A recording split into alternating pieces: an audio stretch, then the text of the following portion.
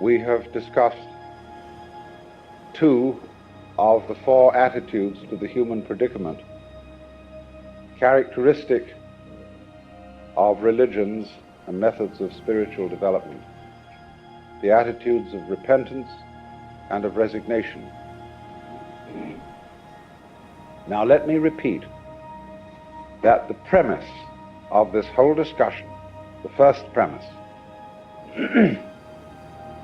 is that existence is a game in all senses of that word, the best senses and the worst senses. That it's a pattern of dancing, the principle of which is now you see it, now you don't, or hide and seek, or lost and found. And that we, as members of Western culture in the 20th century, inherit a way of playing this game wherein we pretend that we are, each one of us, an isolated individual who comes into the world as a stranger. We do not know in the ordinary course of events that that is not true, and that each one of us is a way in which the whole fullness of ultimate reality pretends it gets lost in an individual life situation and endures the adventures of pain and death, and endures all the critical efforts and decisions connected with practical and moral problems. The fact that this is the case is, of course, the content of certain kinds of experience which are extraordinary. That means simply not necessarily rare, but outside the usual order of things. The types of experience we call cosmic consciousness, mystical vision, and so on, wherein sometimes as the result of following a yoga, but sometimes simply as a consequence of a spontaneous change of gears, you might almost call it, inside the brain, or some anomaly of switching, we get let into the secret. And in such a moment a person feels that scales had dropped from his eyes, and that he was awakened to the true state of affairs.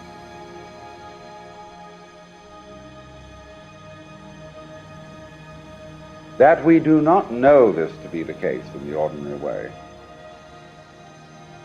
is because we are, you could say in a certain sense of the word, hypnotized, in the sense of the word that is applicable to the technique of a stage magician. Almost all stage magic consists in misdirection of attention, so that the magician makes you watch something that will distract your attention from the trick he's going to pull on you. And we are almost all distracted in just such a way, because we have so specialized in the powers and properties of conscious attention to things that we have identified our very selves with that faculty alone. We are therefore unaware of a much more inclusive and diffused kind of awareness which underlies the possibility of conscious attention and which characterizes every single nerve end in our bodies. We screen out, that is to say, we pay no attention to most of the information, or to use electronic terms, input, that our organism receives. It is possible, however,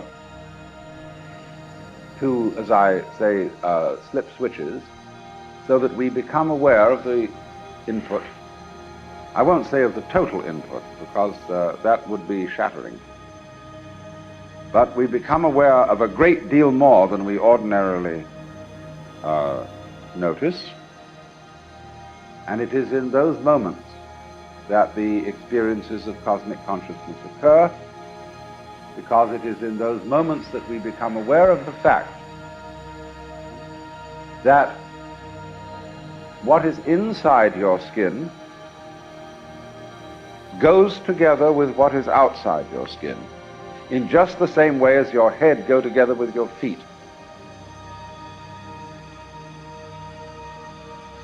The two, obviously, it's physically impossible for your inside organs to exist apart from the outside universe. I mean, you just simply wouldn't have any air to breathe, for one thing. The simplest possible case of it. But it's far more complexly related than that. And the going together of these two worlds constitutes a unified field of process, of being, and we are not ordinarily aware of it because of the trick, the game of pretending that we are the inside of the skin only. So then, under the conditions of this game, and I'm not saying it's a bad game, that we shouldn't play this game, I'm only pointing out that it is a game. And that it sets up, in other words, as all games sets up, it sets up some formal rules. But these formal rules of a game should not be identified with the laws of nature or with the state of affairs of reality. The rules of games are conventions. That is to say, agreements about how we are going to carry out a certain operation, like the rules of dancing a waltz are game rules.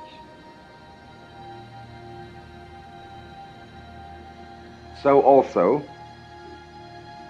are the rules of marriage,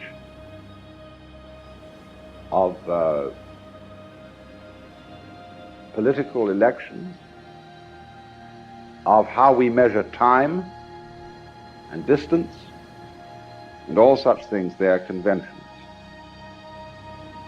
And convention is a word that translates exactly one of the meanings of the Sanskrit term Maya,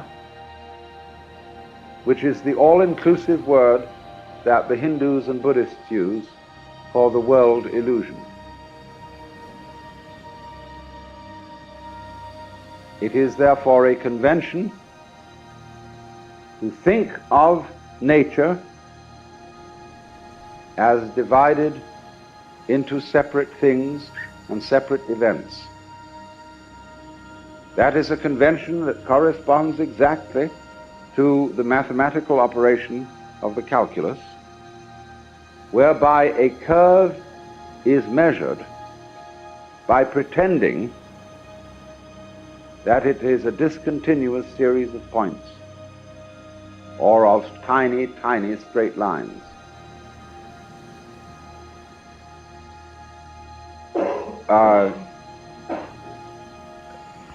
It isn't so.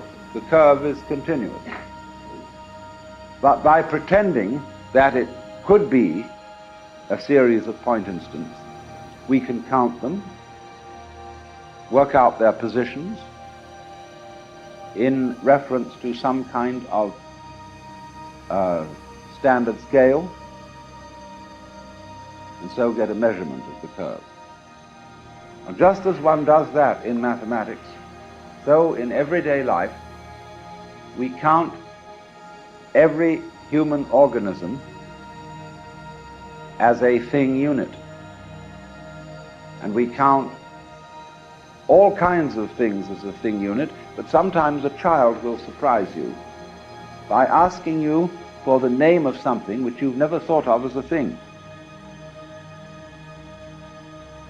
We don't, for example, have a word which specifies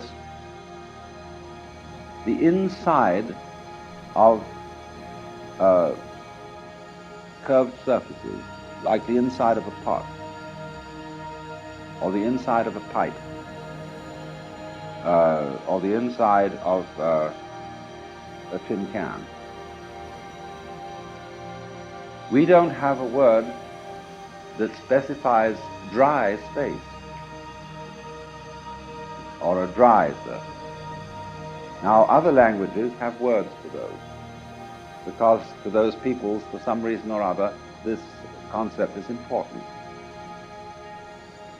Aztec language has one word which covers rain, ice, hail, snow, whereas the Eskimos have 5 words to just differentiate different kinds of snow alone.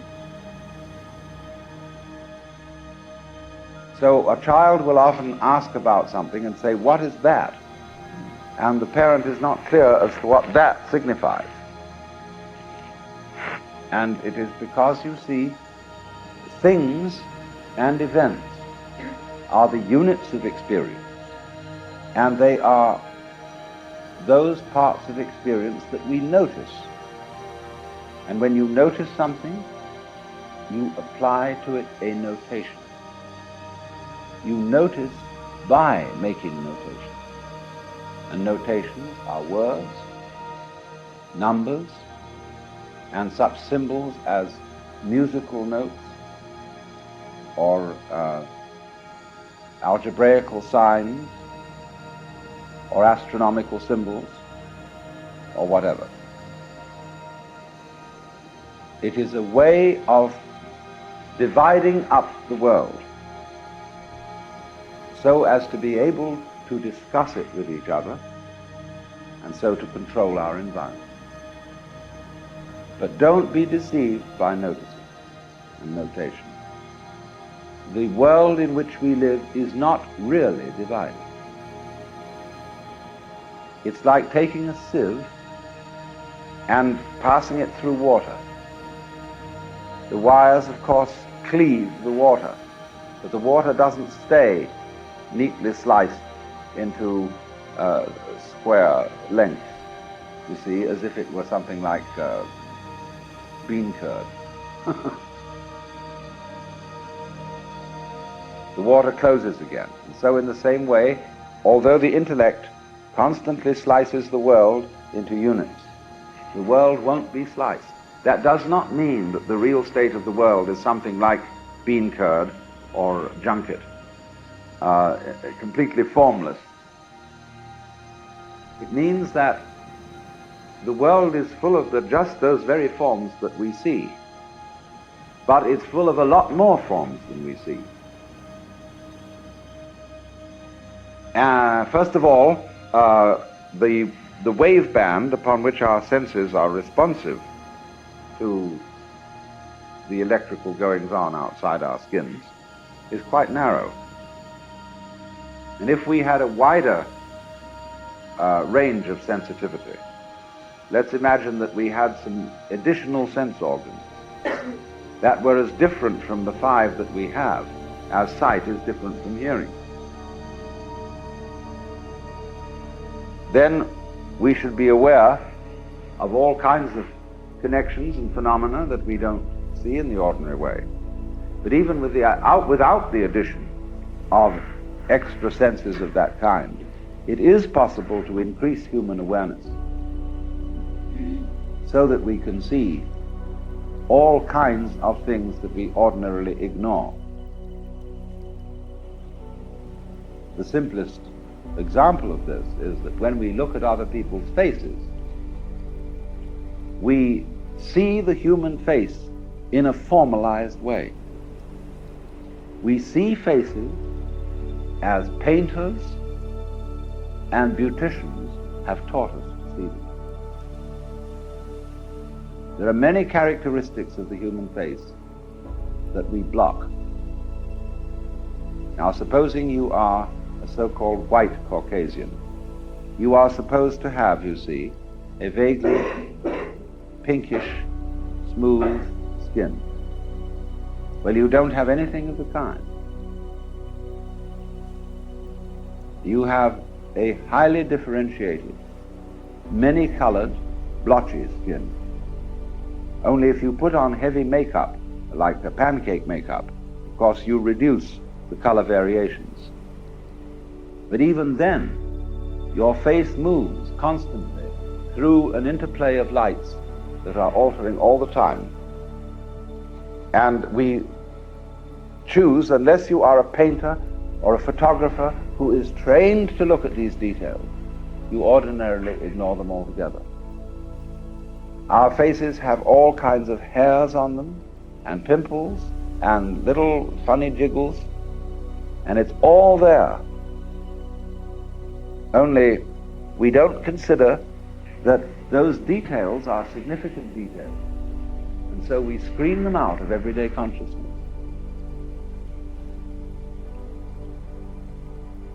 So this Maya, this calculus of dividing up reality into units which are presumed to be disconnected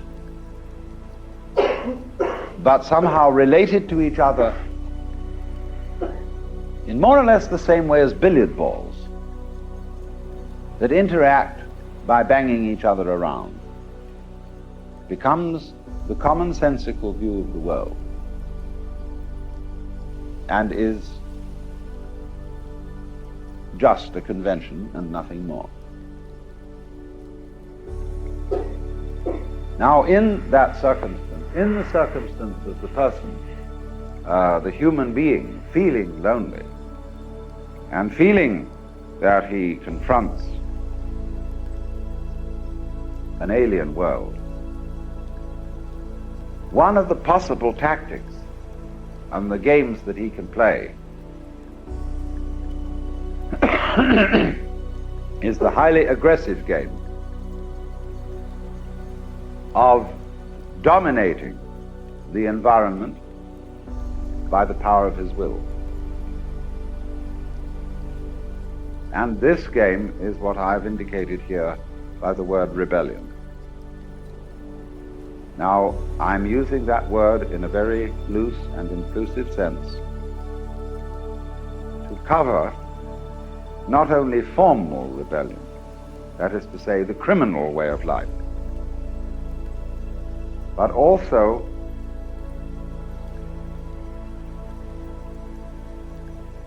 even official rebellion. That is to say, a U.S. Marine sergeant might represent in some way an official rebel, since his attitude, his whole way of life is based on guts and the exaltation of the gutsy attitude to things, of the strong arm, of muscle, of brawn as against brain. And you can carry this attitude to such an extreme that it can become a way of realization, just in the same way as these others repentance, resignation, and, as we shall see, re-entry. In a certain sense, Jean Genet is an example of the rebel. Sartre has put forward the view that Genet is a holy criminal. And this idea has had great popularity in modern times in France, and is part of the mystique of criminal young people in the United States. And it has to be understood, because otherwise one doesn't really deal with it. To be, in other words, delivered from the egocentric predicament by carrying egocentricity to its extreme.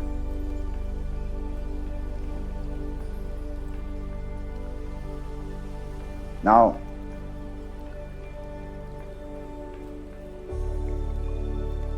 first of all, the idea that we are egos, although I've described it as a convention and as something that is not fundamentally so, nevertheless, the idea that we are egos does exist.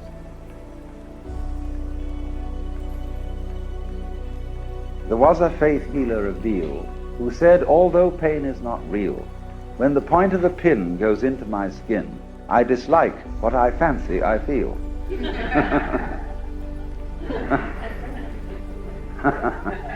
But you see, the fancy is there. And in the same way, the imagination, the illusion, the maya that we are separate egos, is something that does exist. And that fact of fancying so is not a bad thing. It is a form of game.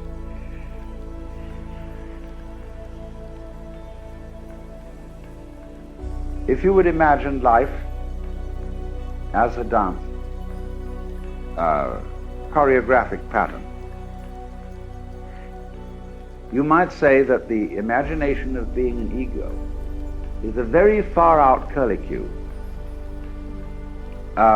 You know how people do frond designs, where you get a frond like this, and another one here, another one here, and so, and then say, well, now come on, let's go. And this, smaller ones, this, so, see, drawing these tendrils on a vine, and then itty-bitty tendrils come out of the others. See? And they make it more complicated and more interesting. And so in that way, the development of the sensation of the ego is a very far out curlicue on the extremity of life.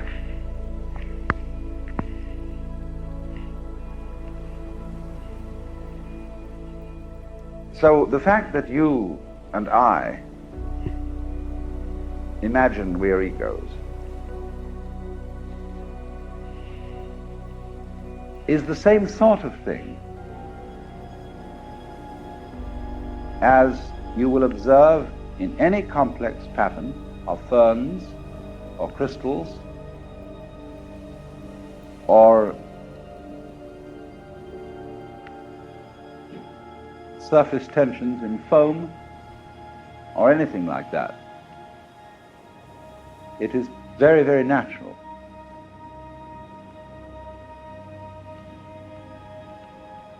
And so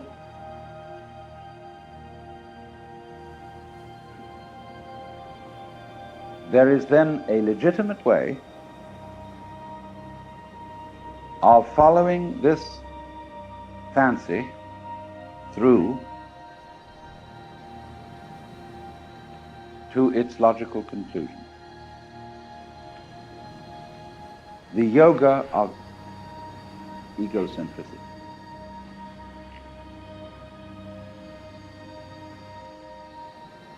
Now, this is a very difficult yoga for many people to follow, because we've been brought up so as not to have the courage of our convictions about it. To be a consistent egotist, perhaps Nietzsche was a great exemplar of this philosophy. To be a consistent egotist requires tremendous nerve, because everybody is trying to put you down and say to you, you should be unselfish. You should cooperate with us. And that requires doing things that you may not like to do, but it is for the common good that you should do these things. But the difficulty about all this is, I'm talking at a quite superficial level of this descent.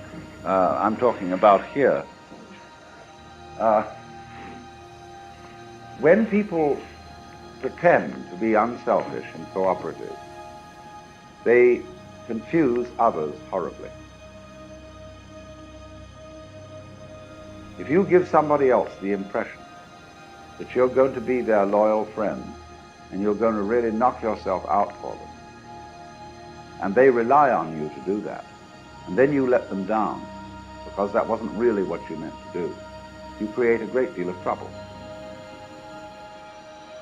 So in marriage, if you vow to be faithful and constant to some girl in a moment of intense passion, and then after a while your affections cool off, and you've led her to believe that you will always be reliable and faithful, there's an awful crash coming. So it's terribly important to be emotionally honest. It's very difficult because we don't always know what our emotions are. But to say to someone that I will love you forever and ever is a very, very serious dishonesty and deception.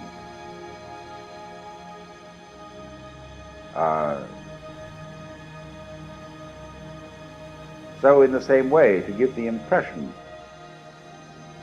to all those around you in your society, your community, that you will put the community before yourself and can be relied upon to do this, is a dangerous thing to do.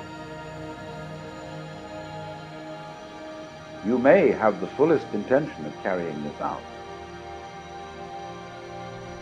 but I find in practical relationships that I am much more comfortable with people who tell me frankly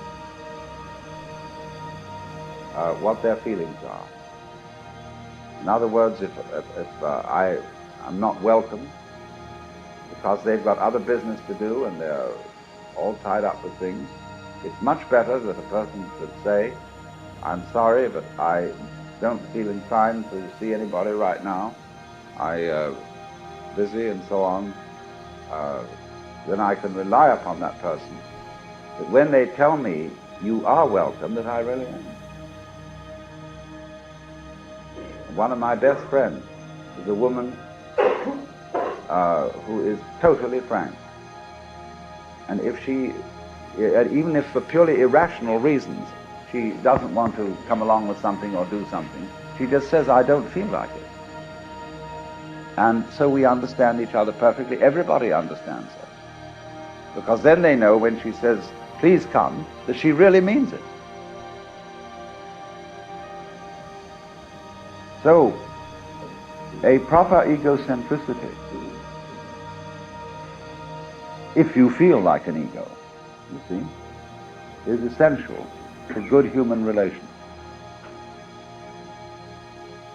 And to be guided by your real wishes as far as you can make them out, to know what they are, is on the whole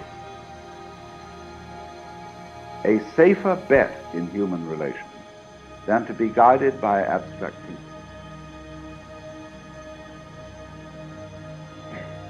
Now, the abstract principles are all very well, and we should know what an ideal pattern of human behavior might be.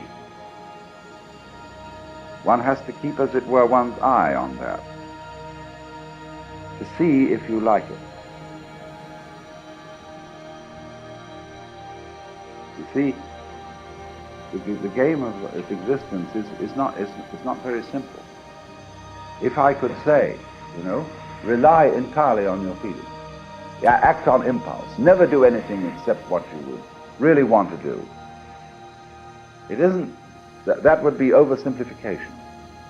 Because among the things that most of us really want to do, there is a certain concession we would like to make to an ideal pattern. So sometimes when a person does do something which is an act of self-sacrifice, or described as such, it really is something he wants to do. Somebody gives away somebody some money.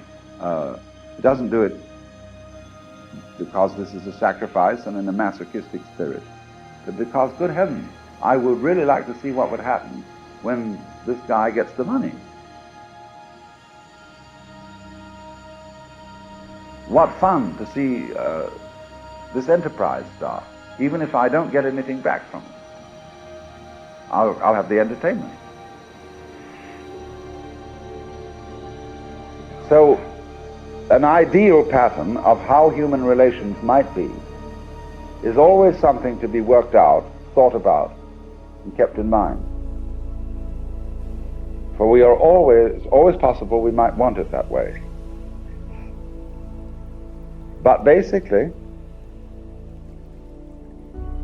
to do what you really want to do is a more secure gamble than pretending all the time about a lot of oughts and shoulds. A friend of mine who was a very brilliant mathematician once told a story that in the beginning of the ages, God was making up a dictionary of all the words that would be used in language. And one day he visited the Archangel Gabriel, and they left the dictionary in the taxi. And while he was talking to Gabriel, the devil got into the taxi and wrote into the dictionary 2 words, ought and should.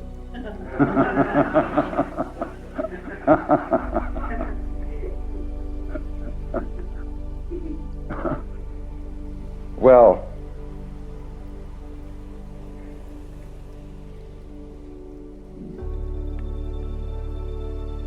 as a result then of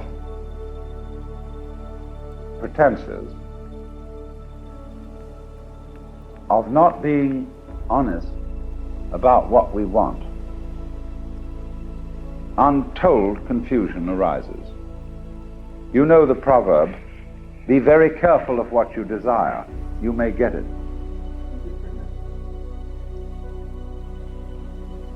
We live in a culture where almost the whole economy depends upon the creation of artificial desires, upon giving you desires that you might never have had in the ordinary way, and therefore thinking that you want things that simply aren't wantable.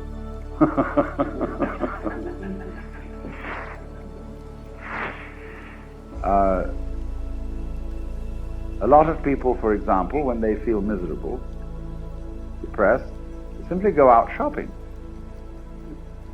because somehow purchasing something seems to be a fulfillment of life. I mean, I know a lot of wives whose husbands are engaged in business and leave them alone most of the day. Well, there's nothing to do, except they regularly go shopping. They shop every day, as if it was something you had to do every day, like having breakfast. And of course, that keeps things buzzing and keeps the economy going. But it means that you misinterpret your own feelings.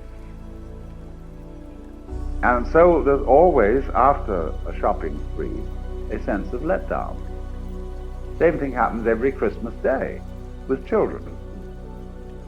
You know, the toys are increasingly phony. They are a method of propitiating children.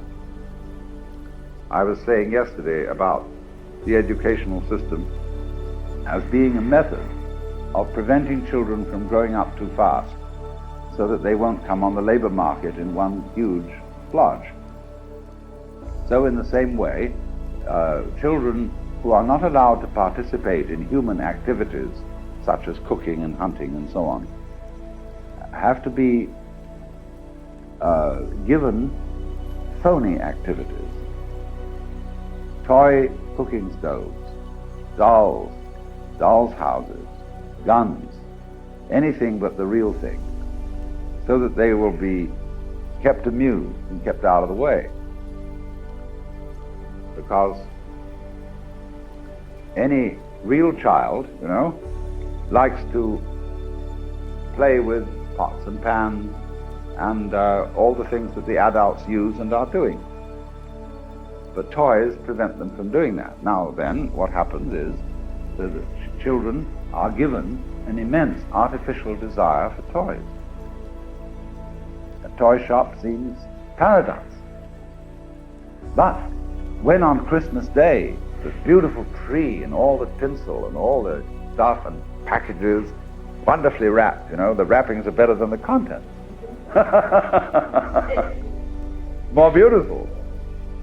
They get all these things out and the room is strewn with guns and buses and dolls and all that stuff. By 4 o'clock in the afternoon they are screaming frantic, because actually the whole thing was a terrible letdown.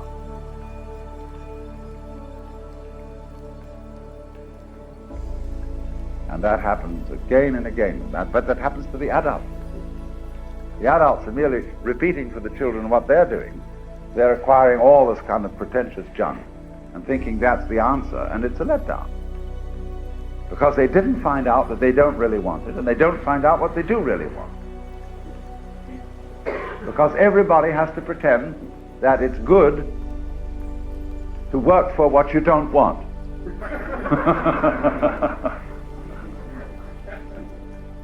So that's the initial difficulty. That is the mere guardian dog at the gate on this path.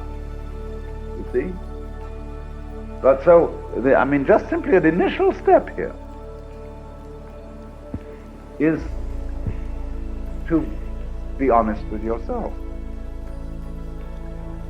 and to be unashamedly egotistic.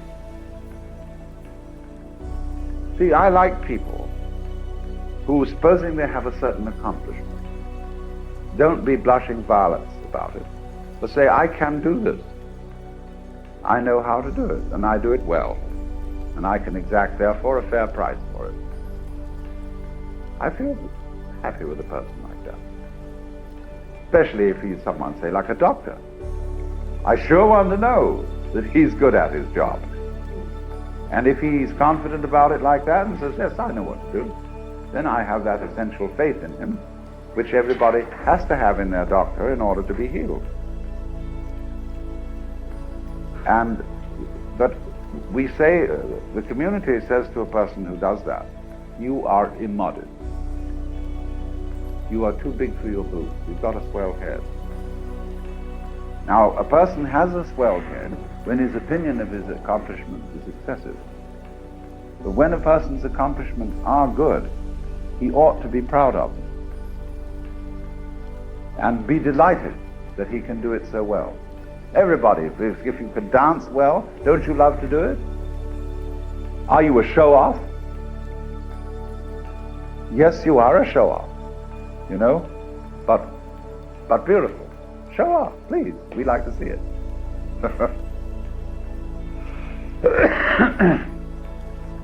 This is part of the reason, too, why we all go around in drab colors. Mustn't show off. Mustn't be too conspicuous. Get a kind of a clergy look to you. Modest.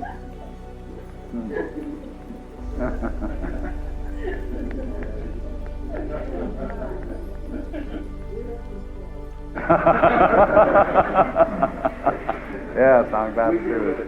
Yeah.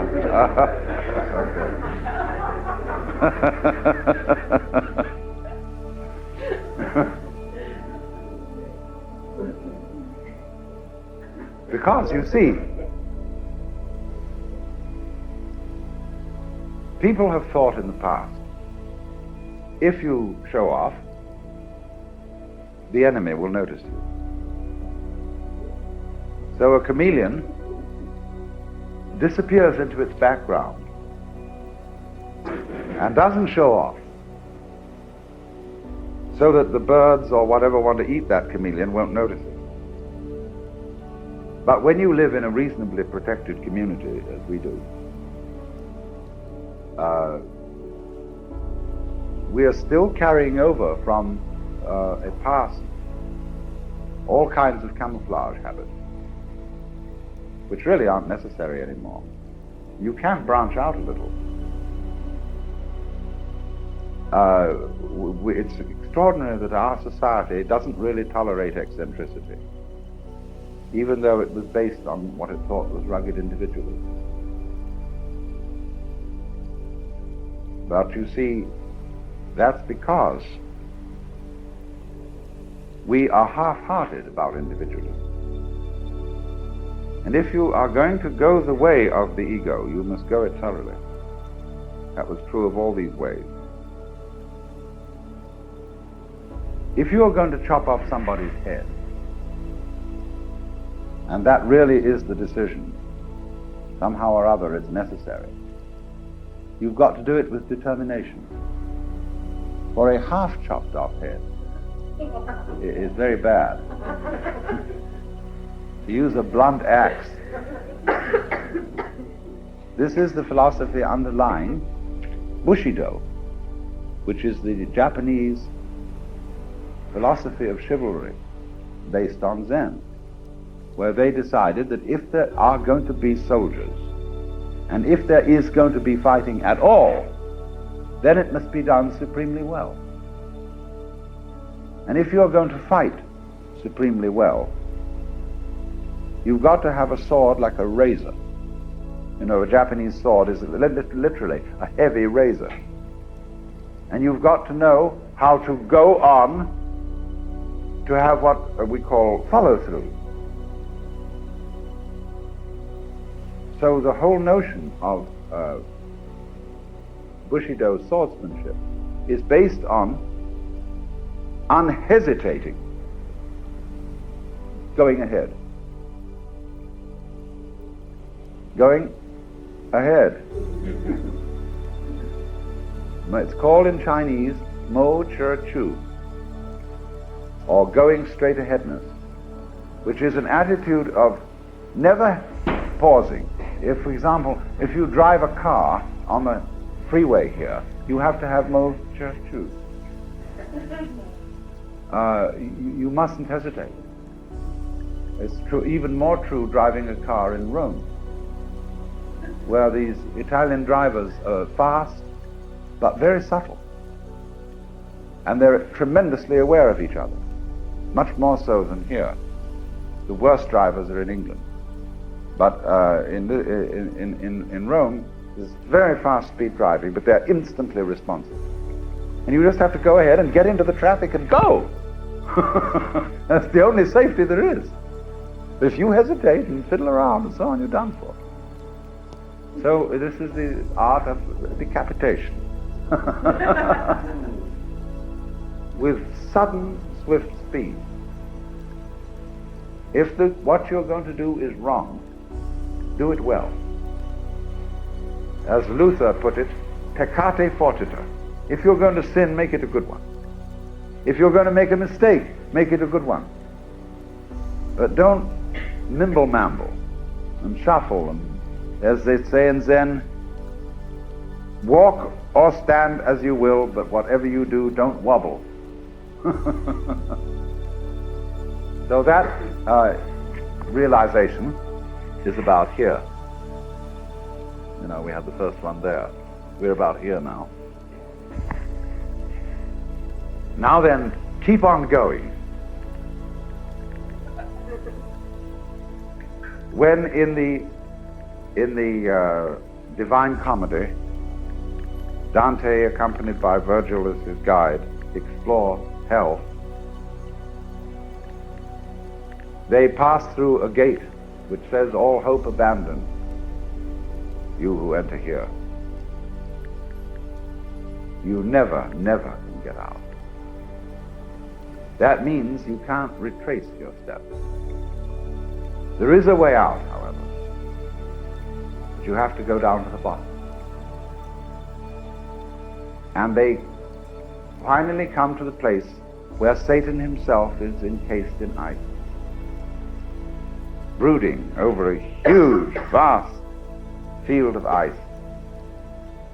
and gnawing on Judas and Brutus and someone else, Cassius, the great traitors.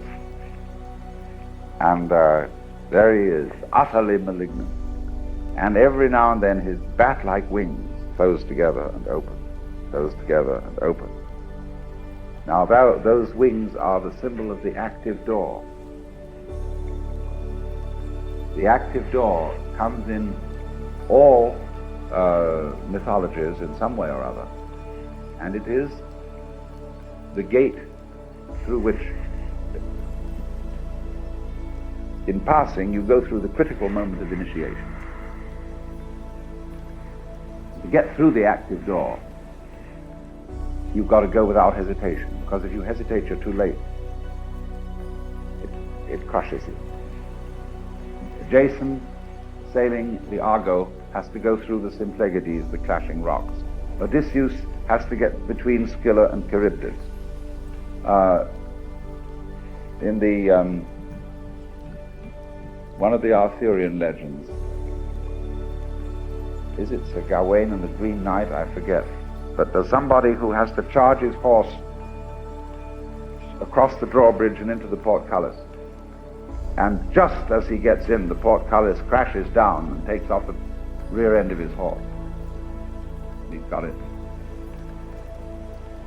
All sorts of stories like that. So the wings of the devil, saying this way, this way.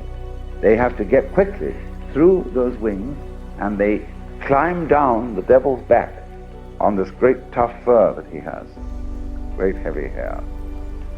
Then suddenly they get a strange sensation that they're no longer climbing down, but climbing up, because they pass the midpoint of the earth. Then they come where they hear a stream flow. By following the sound of the stream, they find the secret passage which leads them out again to the vision of the stars. So what it means, all hope abandon ye who enter here, is you can't go back. You can only go on. And so in this thing, this egocentric situation, once you're an ego, or think you are, there is no way out but on.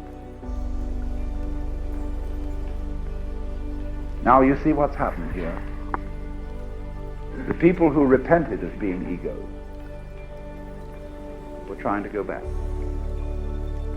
By trying very hard to go back, to relent, say, no, I should never have got into this, they found they couldn't go back, and that they were phonies. The people who said, we resign from being egos, found they couldn't resign. And now we're getting a little bit warmer, aren't we?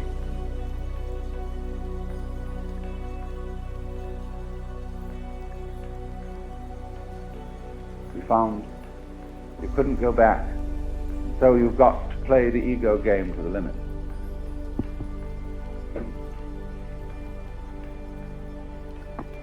And so comes the point when a person plays this to an extreme, he may be in a very odd situation. he may play it by being a real criminal and end up in the penitentiary. But he's going to end up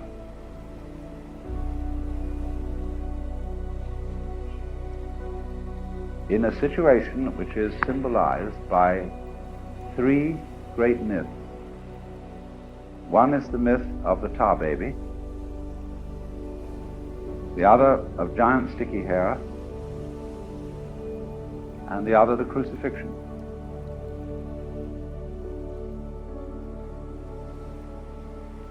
We found the crucifixion again, didn't we, when we went along this way? But you know, the tar baby is, you get stuck to it whenever you touch it. And giant sticky hair comes in the Jataka tales about what the Buddha, in one of his previous incarnations, attacked a certain giant whose hairs were sticky, and everything that hit him got stuck. And this giant used to eat the people of a certain village. And the prince came there one day and heard about it and said he would go and clobber the giant.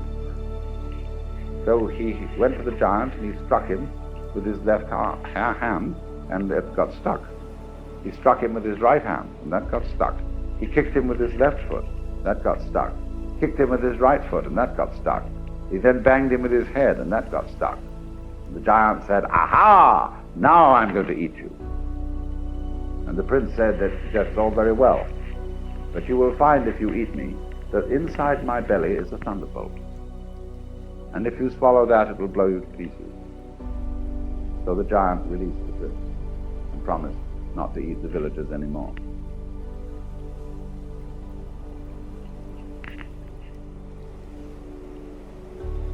So when you follow your ego to the limit, you get stuck. You see? You find you're suddenly paralyzed in your effort to play against the world. But you realize that the reason for this is that in fighting the world, you're fighting yourself. You are like a person who picks up a dagger in each hand. And the left hand says to the right, "I'll take you on. Let's fence." You ever tried it? Fascinating.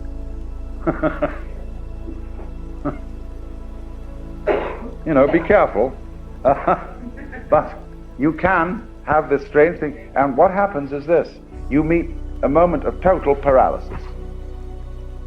Because each hand knows perfectly well what the other one's going to do. It just stalemate. So by following your ego to its most intense point, you reach stalemate in the same way, because suddenly the left hand discovers what the right hand's doing. And at that point you see,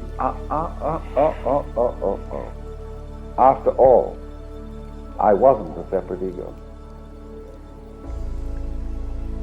So let's have an intermission. Thanks for tuning into this program from Better Listen. Please visit betterlisten.com for more information about this program and the opportunity to share your comments and feedback with others.